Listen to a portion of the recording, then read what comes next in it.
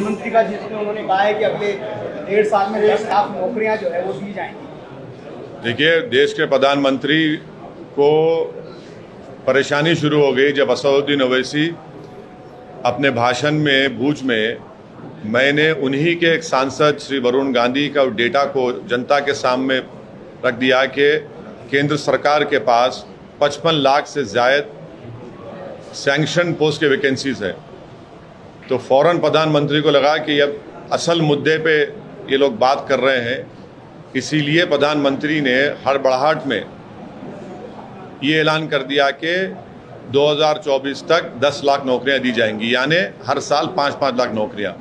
हम देश के प्रधानमंत्री से पूछना चाह रहे क्या है ये सच नहीं है कि आपने 2014 में देश से कहा था कि मैं हर साल 2 करोड़ नौकरियां दूंगा, तो 8 साल में तो 16 करोड़ नौकरियां आपको देना था, आप भूल गए उसको।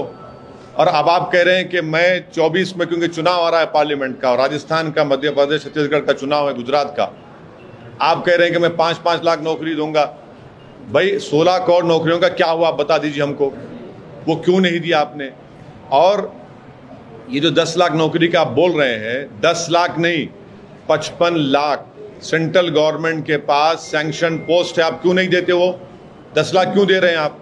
और चौथी बात यह है कि 8 साल में आपने तो कॉन्ट्रैक्चुअल अपॉइंटमेंट आपने अपॉइंट किया, जिसको हिंदी में कहते हैं कि संविदा कनन जारी, यानी कोई भी किसी को हायर करेगा, फायर करेगा, कीमतें सरकार की वजह से बढ़ रही है तो उसकी तनख्वाह नहीं बढ़ेगी, माने किस्म से स्लेवरी करेगा। ये क्या कर रहे हैं? आपने तो कुछ नहीं किया। डॉलर तो अब करीब 79 रुपीज़ हो चुका है। अनएम्प्लॉयमेंट भारत में 7.83 है। आप तो पहले हर साल 2 करोड़, वो झूठ साबित हुआ, जबकि 16 करोड़ नौकरियां मिलनी चाहिए थी। अनएम्प्लॉयमेंट 7.83 है, इन्फ्लेशन हाईएस्ट है।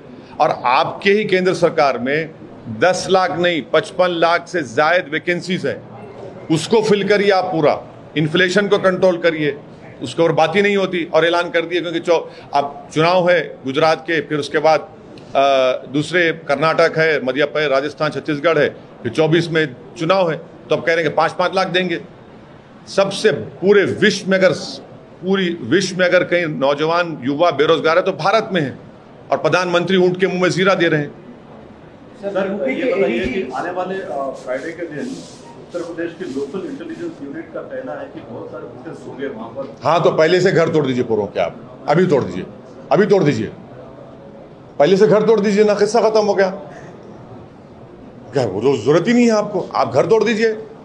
उत्तर प्रदेश के चीफ मिनिस्टर तो सुपर चीफ जस्टिस बन चुके हैं, वो खुद अपनी अदालत में किसी को कन्विक्ट करेंगे और घर तोड़ देंगे। अभी से घर तोड़ दो आप।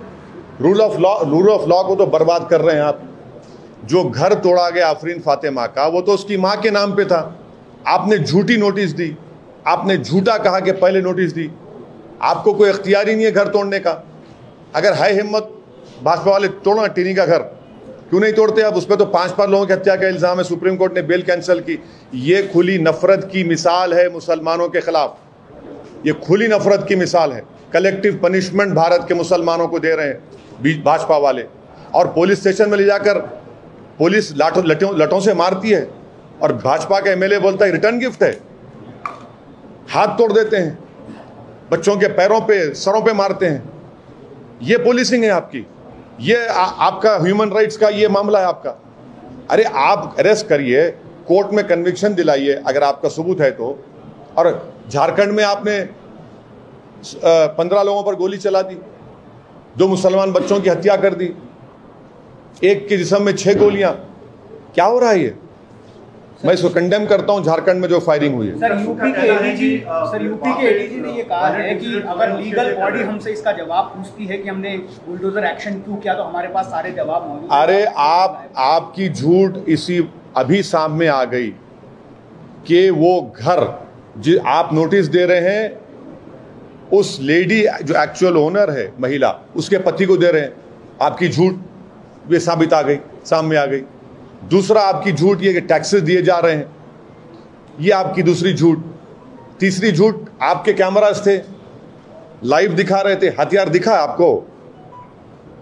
अच्छा, अगर हथियार मिला भी तो सीन ऑफ ऑफेंस को प्रिजर्व करना चाहिए ना, आपने उसको भी बर्बाद कर दिया। ये कलेक्टिव पनिशमेंट दिया जा रहा है।